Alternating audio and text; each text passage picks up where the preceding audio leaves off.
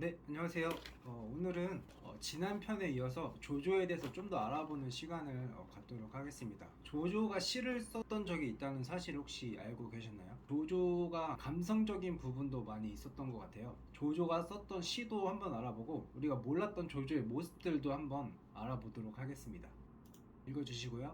네, 오늘의 등장인물은 조조 혼자 거의 다 활약한다고 보시면 되겠습니다. 이 모게라는 인물은 좀 뒤에 자세하게 아마 다뤄질 거예요. 조조가 초창기 시절에 참모로서 여러 가지 방면으로 조조를 도왔던 인물로 알고 있습니다. 한 수도 살짝 나옵니다. 네, 조조가 시를 썼다고 하는데 시 제목이 관창이에요. 동쪽으로 갈석산에 올라 푸른 바다를 바라보니 물결은 넘실거리고 섬들은 봉긋봉긋 쏟아있구나.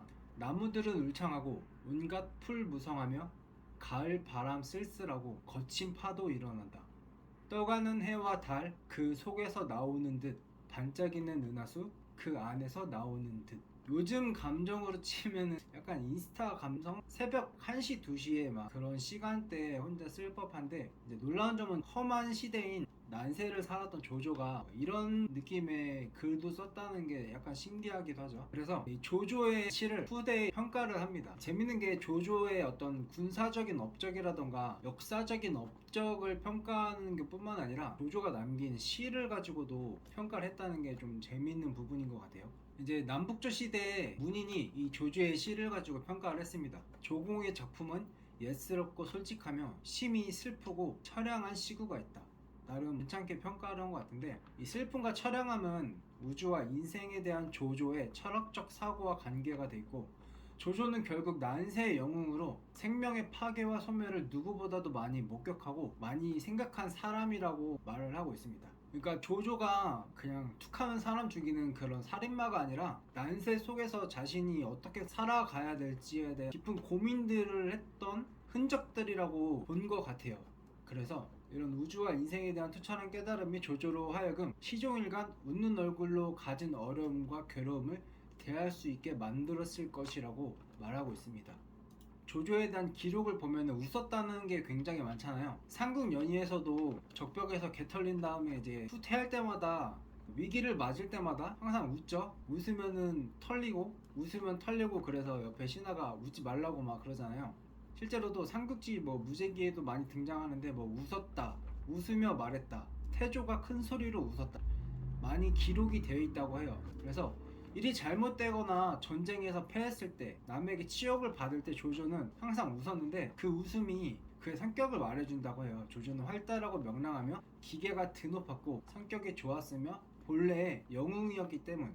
원래 힘들 때 웃는 자가 인류다라는 말도 있잖아요. 조조는 항상 힘들 때 웃었던 것 같습니다. 또 조조의 다른 모습도 볼 수 있는데, 굉장히 소탈한 모습이었다고 해요. 저 시대에도 잘 나가는 사람들은 패션에도 관심도 갖고 외적으로 많이 꾸미고 그러는데, 그런 와중에 조조는 볼품없는 비단으로 만든 옷을 입고 주머니엔 또 하찮은 수건을 차고 다니고 막 쓰는 모자를 쓰고 행색에 별 관심이 없었다는 느낌으로 추레하게 입고 다녔던 것 같아요. 그리고 막 말을 하다가 즐거워지면은 머리를 탁자 위에 술잔이나 그릇 속에 박아가지고 옷이 다 젖는 빙구 같은 모습? 위험 있거나 카리스마가 있는 그런 조조의 모습이 아니라 진솔함과 소탈한 모습이 조조의 모습이었다고 해요. 조조에 대해서 또 알 수 있는 에피소드들이 있는데, 동조와 서조라는 두 개의 조직이 다툼이 잦았나봐요. 보통 회사에서도 유난히 많이 부딪히는 그런 조직들이 있잖아요. 무슨 부 무슨 부가 이렇게 이제 서조에 속한 어떤 인물이었나봐요. 그래서 동조를 없애는 게 어떻겠냐고 이제 조직에 건의를 합니다. 이 동조는 문관과 무관의 인사를 담당하는 조직인데, 거기에서 이제 일을 처리하는 모계라는 사람이, 그런 사람들 있잖아요. 되게 원칙주의자고 정해진 대로만 해야 되고 예외는 없고, 이렇게 그런 식으로 일 처리를 하는 모계가 많이 꼬아 보였나봐요. 그래서 이 모계를 배제시키려는 속셈으로 조조에게 동조를 없애는 게 어떻겠냐고 건의를 했는데, 조조가 이제 답을 이렇게 했다고 합니다. 해는 동쪽에서 뜨고 달도 동쪽에 있을 때 화나다. 동서라고 할 때도 동을 먼저 말한다. 근데 왜 동조를 없앤단 말인가? 좀 말장난 같잖아요. 어쨌든 결과적으로는 통폐합된 거는 서조를 없앴다고 해요. 이 개혁을 함과 동시에 모계를 보호하려는 목적도 달성을 했는데, 이때 되게 심각하게 말을 한 게 아니라 돌려가지고 분위기를 가볍게 만드는 그런 화법으로 조조가 대응을 했다는 거죠. 조조의 유머 감각을 볼 수 있습니다.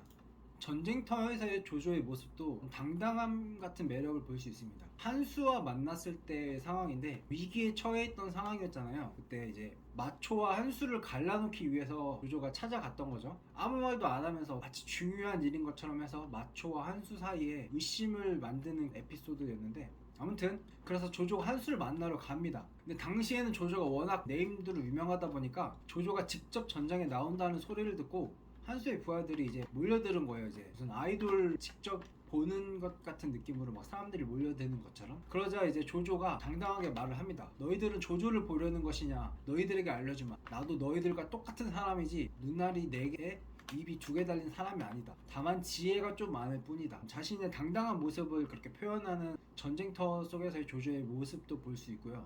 사실 조조에 대해서는 전편에서도 말했지만 호불호가 굉장히 갈리죠. 뭐 지금 시대에도 호불호가 굉장히 많이 갈리는데 당시에도 그랬나봐요. 정치를 하는 사람 혹은 관료 조직 안에 있는 사람은 좀 뻔한 말도 해야 되고 상대가 듣고 싶어하는 말도 해야 되고 좀 정해진 교과서적인 답변 같은 것도 해야 되잖아요. 근데 조조는 그렇지 않았다는 거예요.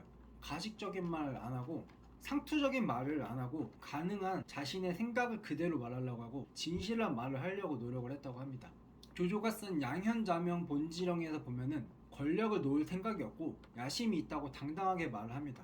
또 스스로도 고결하거나 깨끗하지 않고 나는 실속을 챙기고 있다고 말을 합니다. 솔직하고 당당하게 자신의 의견을 세상 사람들에게 알리는 그런 모습들이 누군가는 조조를 되게 좋게 보고 누군가는 되게 안 좋게 본다는 거죠. 그래서 뭐 다른 요인들도 많이 있겠지만 조조에 대해서 호불호가 심하게 갈리는 그런 거라고 볼 수 있습니다. 그 앞편과 합쳐가지고 이제 조조의 여러 가지 모습들을 정리를 하고 있습니다. 사람들이 이 난세라는 시대는 이제 생존이 중요하고 살아남는 게 중요하기 때문에 거짓말을 밥 먹듯이 하고 배신을 밥 먹듯이 하고 배반을 때리고 권무술수가 난무하는데, 그런 와중에 가장 필요한 게 진실된 말이라는 거예요. 사람들이 모두 거짓말하는 시대에 가장 좋고 강력한 무기가 바로 진실한 말. 그런데 조조가 그걸 했다는 거죠. 조조가 성공한 요인 중에 하나를 이렇게 보는 것 같아요. 근데 이게 굉장히 어렵잖아요. 이게 그렇게 쉬웠으면은 뭐 개나 소나 다 이렇게 했겠죠. 하지만 시대가 시대다 보니까 난세에서는 모두 다 자신의 본 모습을 숨기고 그렇게 행동을 하는데, 조조만큼은 그래도 이런 모두 거짓말하는 시대에 진실되려고 노력을 했다는 거죠.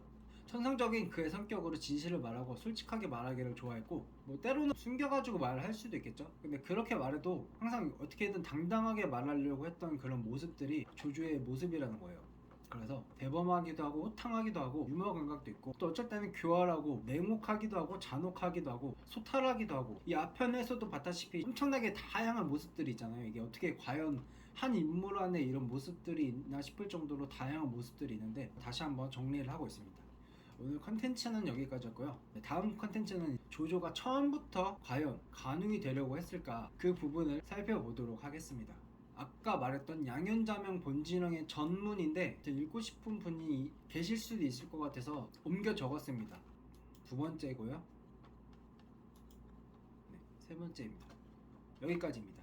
오늘 컨텐츠 이만 마치도록 하겠습니다. 안녕.よいぞよいぞよいぞ